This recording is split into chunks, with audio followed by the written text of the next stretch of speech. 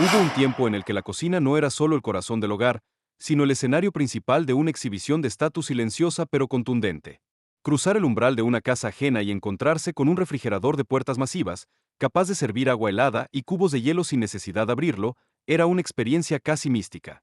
En los años 80, ese dispensador incrustado en el metal era el equivalente a estacionar un deportivo de lujo junto a la encimera, una declaración de que en esa familia el futuro ya había llegado.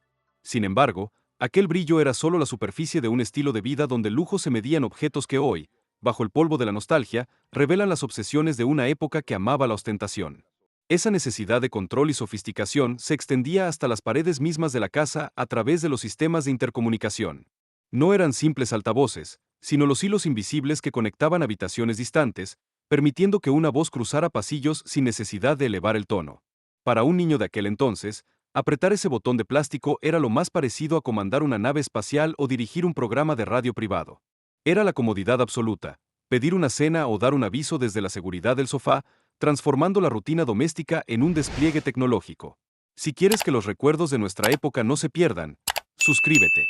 Pero aquel privilegio tenía un filo de doble sentido, pues los mismos muros que permitían la comunicación también se convertían en canales donde la vigilancia materna o los descuidos de un micrófono abierto desnudaban la privacidad, recordándonos que incluso en la abundancia, siempre había alguien escuchando al otro lado del cable. La independencia, sin embargo, era el lujo más codiciado y se manifestaba en forma de un cable enredado y una línea telefónica propia. En una década donde la mayoría de las familias debía negociar el uso de un único aparato ubicado en el pasillo, tener un número personal en la habitación era la máxima distinción de la élite adolescente. Era la llave a un mundo de secretos compartidos a media voz, sin el temor de que un familiar levantara el otro auricular en la cocina. Esos teléfonos no eran solo herramientas de comunicación, sino piezas de arte pop, desde carcasas transparentes que dejaban ver sus entrañas electrónicas con luces de colores, hasta diseños extravagantes que desafiaban la sobriedad del hogar. Era un grito de libertad que se pagaba caro, con facturas que llegaban por correo como recordatorios físicos de nuestras largas horas de ocio y confidencias.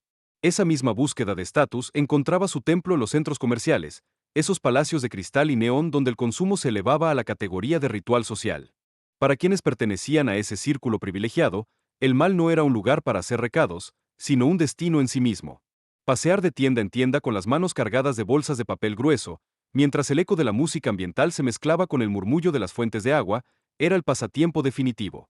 Era un ecosistema completo donde se podía almorzar, ver un estreno de cine y renovar el armario en una sola tarde, siempre bajo la mirada de aquellos que solo podían aspirar a observar a través de los escaparates. Una ciudad artificial diseñada para el placer de tener, donde la tarjeta de crédito de los padres parecía no tener fondo y cada compra era un peldaño más hacia la cima de la pirámide social. El entretenimiento en casa alcanzaba su cúspide cuando las estanterías de la sala se transformaban en una sucursal privada del videoclub. Poseer una biblioteca de cintas VHS no era simplemente acumular películas, sino ostentar un tesoro cultural que muy pocos podían costear. En una era donde el acceso a las historias era limitado y físico, aquellas filas de cajas negras con lomos coloridos representaban horas de control absoluto sobre la pantalla. No dependíamos de la programación de la televisión ni de la disponibilidad de un alquiler, éramos los dueños del tiempo.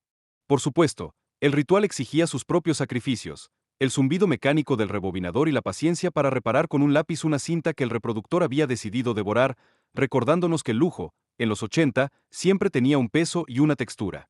Esa opulencia visual a menudo encontraba su contrapunto en la presencia majestuosa de un piano de cola dominando el salón principal.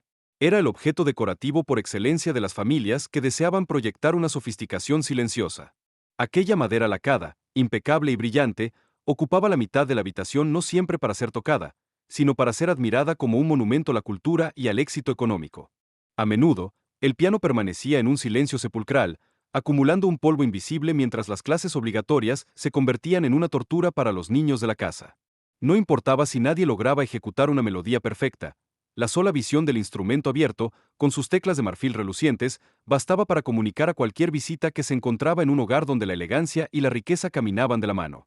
Pero si el piano era el símbolo de la tradición, el televisor de pantalla grande era el estandarte de la modernidad más desmedida. Aquellos aparatos no eran simples electrodomésticos, eran muebles colosales, cajas de madera y cristal que pesaban cientos de kilos y dominaban la estancia como un monolito tecnológico. En una época donde una pantalla de 20 pulgadas era la norma, poseer una de 50 era como traer el cine al salón de casa. La imagen, aunque granulada y lejos de la nitidez actual, se sentía inmensa, capaz de convertir un partido de fútbol o una serie de acción en un evento social que reunía a vecinos y amigos. Era una presencia física imponente que exigía respeto y que a menudo requería de un refuerzo en el suelo o de varios hombres para ser movida, recordándonos que, en los años 80, la importancia de algo se medía directamente por el espacio que ocupaba. Ese deseo de destacar no se quedaba encerrado entre cuatro paredes, se llevaba con orgullo en la muñeca a través de la fiebre de los relojes Swatch. Aquellos círculos de plástico vibrante eran mucho más que simples instrumentos para medir el tiempo, eran una forma de expresión que permitía jugar con el color y la transgresión.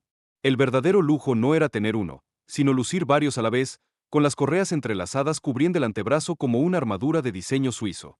Eran accesorios que desafiaban la sobriedad, con ediciones limitadas que se convertían en objetos de culto para quienes buscaban la exclusividad en cada detalle. Llevar un Swatch era anunciar al mundo que se era joven, que se tenía estilo y que el tiempo era un recurso que podíamos permitirnos gastar con alegría y desenfreno. La distinción se vestía también con prendas que desafiaban la meteorología, convirtiendo un día de lluvia en un desfile de exclusividad. Las chaquetas London Fog eran el uniforme de quienes no necesitaban preocuparse por el clima, sino por la impresión que dejaban al pasar. Con sus forros impecables y ese corte que sugería una madurez prematura, estas prendas eran un escudo de estatus en los pasillos del colegio. No era solo un abrigo, era la etiqueta visible de pertenecer a una familia que valoraba la calidad por encima de todo. Ver ese logotipo bajo el cielo gris era reconocer a un igual en un mundo que empezaba a dividirse entre quienes seguían las tendencias y quienes tenían el poder de dictarlas, pagando por una prenda lo que otros destinaban al sustento de todo un mes. Esa misma jerarquía se grababa en el tejido de los pantalones vaqueros que todos deseábamos. Los jeans Guess no eran simplemente ropa de trabajo adaptada a la moda, eran un pasaporte hacia la aceptación absoluta. El pequeño triángulo invertido en el bolsillo posterior se convirtió en el icono más buscado de la década, una señal de identidad que separaba a los adolescentes comunes de los elegidos. Poseer unos implicaba haber ganado una batalla de insistencia con los padres y haber desembolsado una pequeña fortuna por el privilegio de un ajuste perfecto.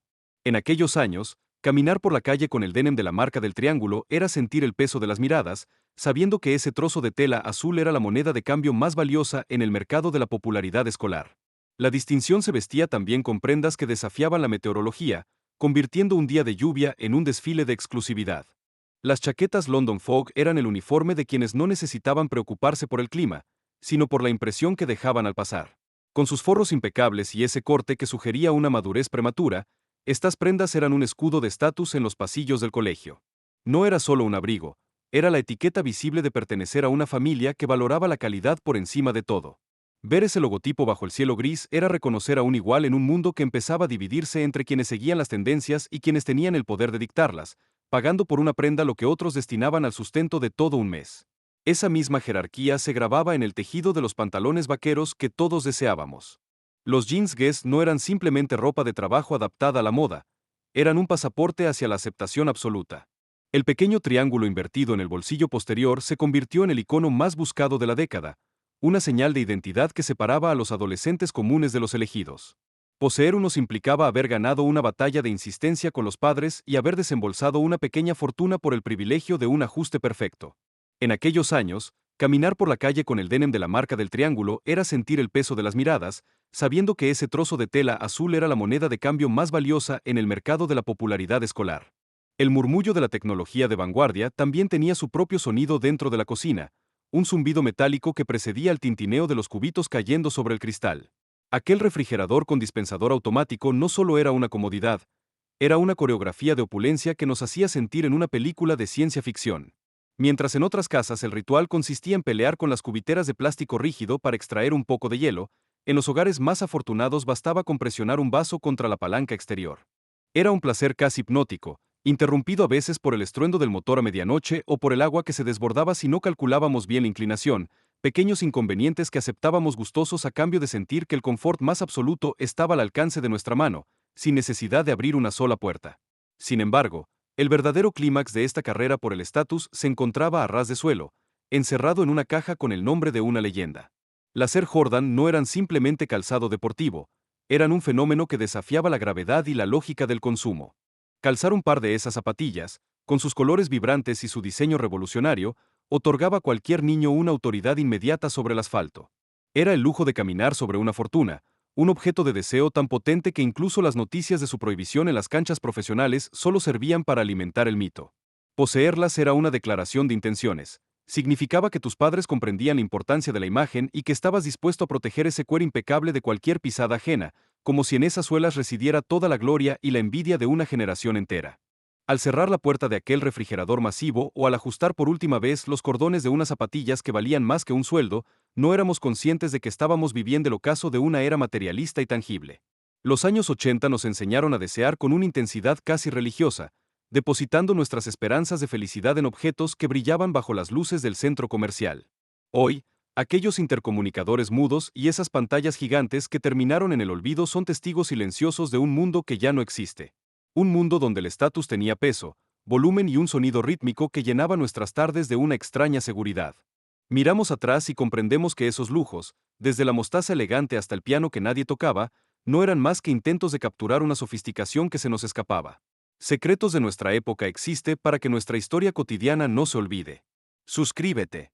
Al final, lo que sobrevive no es el objeto en sí, sino la emoción que sentíamos al creer que, por un momento, teníamos el futuro en nuestras manos.